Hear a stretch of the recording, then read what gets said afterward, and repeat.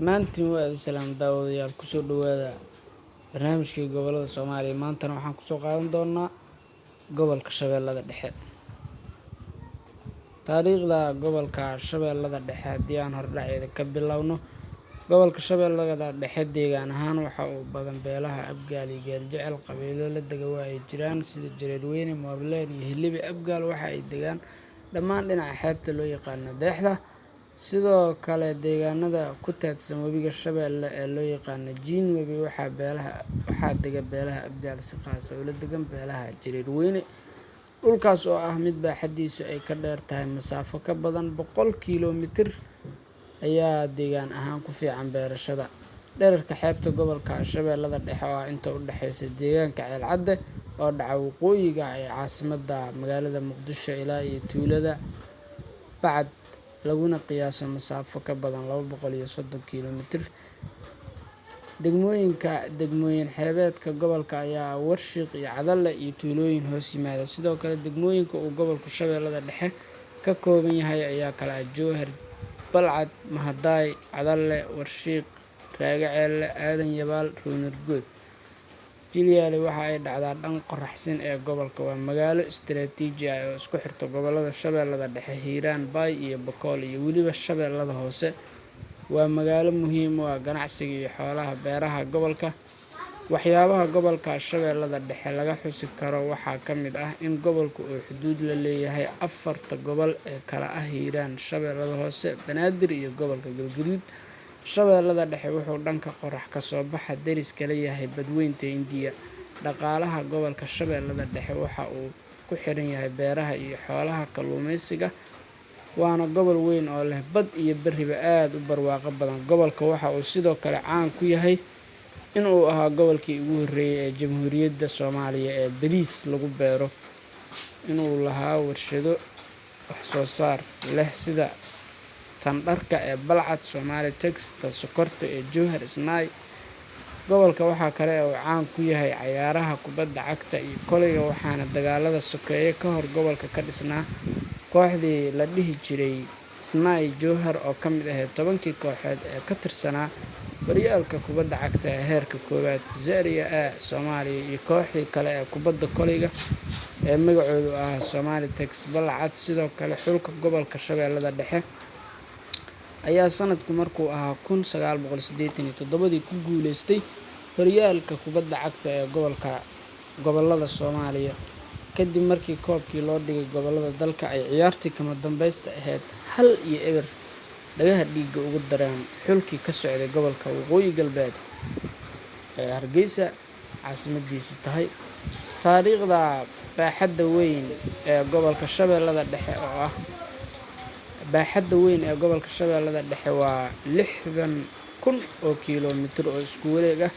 Waxaa dagaaladii sokeeye ka hor gobolka ku noolaa ummad tiradoodu ay tahay 2 milyan, laakiin waqti hadda laga joogo in muddo ah oo lagu qiyaasay 2016 waxaa la sameeyay haddana in la tiro koobo dadka.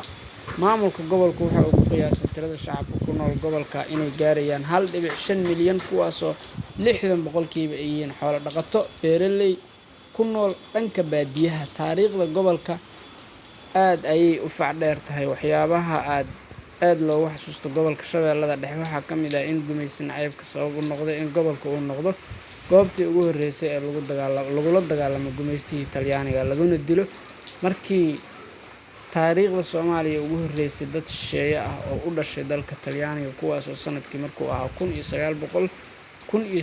1875 degmada Warshiiq kaga soo duulay dhinaca xeebta. Sidoo kale ciidamo gumaysi xabashi ah ayaa ku soo duulay gobolka Shabeellada Dhexe ayaa sanadkii markuu ahaa 1905 ay la kulmeen jab iyo halaag kadib markii ciidamadooda weerarka ahaa lagu jebiyay dagaal ka dhacay degmada Balcad oo waqtigaas loo yaqaanay magaca Taytayley.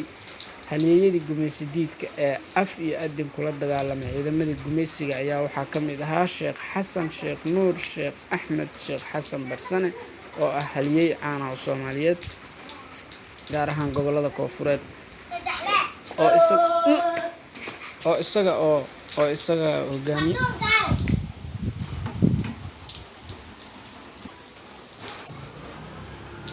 Sheekh Xasan Barsane oo ahaa halyeey weyn oo Soomaaliyeed gaar ahaan gobollada Koonfureed, Xasan Geedi Abtow oo qaar kale oo ka mid ah halgamiyadii gobolka Shabeellada Dhexe soo maray. Halkan laguma wada soo wada koobi karo. Waxaa iyadana xusid mudan in 3 madaxweyne iyo 2 ra'iisul wasaare oo dalka soo maray ay ka dhasheen gobolka Shabeellada Dhexe. Gobolka Shabeellada Dhexe waxa uu ka mid yahay 4 gobol ee ka tirsan Jamhuuriyadda Soomaaliya ee isku darsaday bad iyo webi. Waxa uuna qani ku yahay kheyraadka badda, wax soo saarka iyo dhaqaalaha iyo weliba dhaqashada xoolaha. Waxaa intaas gobolka Shabeellada Dhexe usii dheer ganacsiga iyo warshadaha. Gobolku waxa uu nasiib u yeeshay inuu noqdo gobolkii u horreeyay ee lagu beero dalagga bariiska.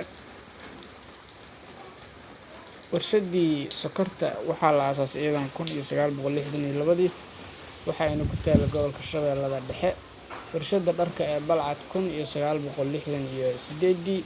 Waxaa sidoo kale 1970 laga dhisay degmada Mahadaay warshadii soo saarka asaasta ama samaynta hubka. Dhaqamo hore haddii aan markaan fiirino ay lahaa jirtay ama uu lahaa jiray gobolka Shabeellada Dhexe xadaarad ahaan iyo horumarka gobolka Shabeellada Dhexe waxaa ka mid ah in ka hor dagaalkii labaad ee adduunka uu gobolku lahaa tariin xadiid ah ama tariin bir ah oo isaga kala goosha magaalooyinka Xamar iyo Jowhar.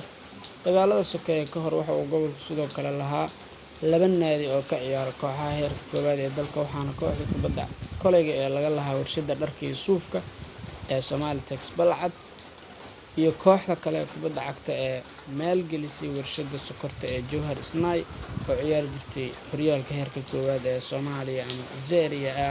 Waqtigii madoobaa ee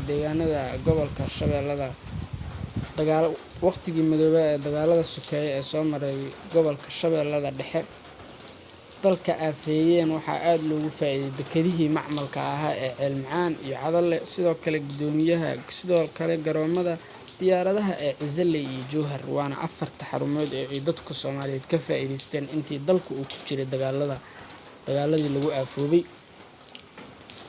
Degmooyinka uu ka kooban yahay gobolka Shabeellada Dhexe waxaan ka bilaabi doonaa iyadoo sawiradoodii la socota. Markan degmada koowaad waa degmada magaalo madaxda ah ee gobolka Shabeellada Dhexe, Jowhar.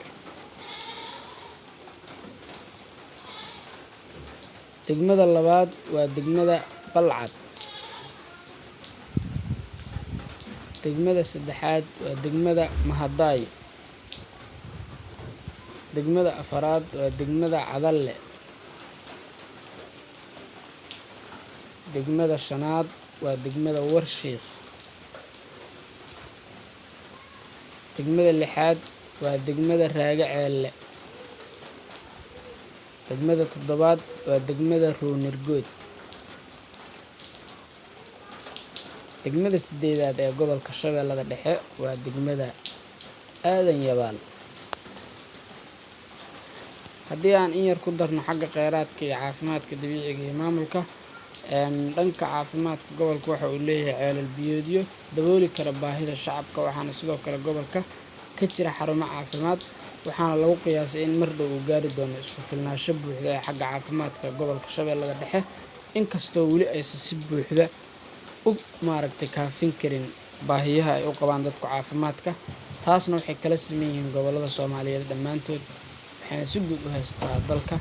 Waxbarashada haddii aan iyadana wax ka fiirino xagga aqoonta iyo waxbarashada gobolka Shabeellada Dhexe ayaa ah mid gobolku uu leeyahay dugsiyo hoose, dhexe iyo sare. Waxaa kale oo gobolka ka dhisan machadyada heerkoodu gaarsiisan yahay ilaa darajada koowaad ee jaamacadda Bachelor Degree, waxaana halkaas ka howlgala aqoon-yahano iyo macallimiin leh tayo wanaagsan. Sidoo kale waxaa jira kollejkii ku yiilay mishiinka kaasoo la oran jiray Shabeelle Secondary School, arday badanna ay ku baran jireen waxaana looga imaan jiray degmooyinka gobolka uu ka kooban yahay.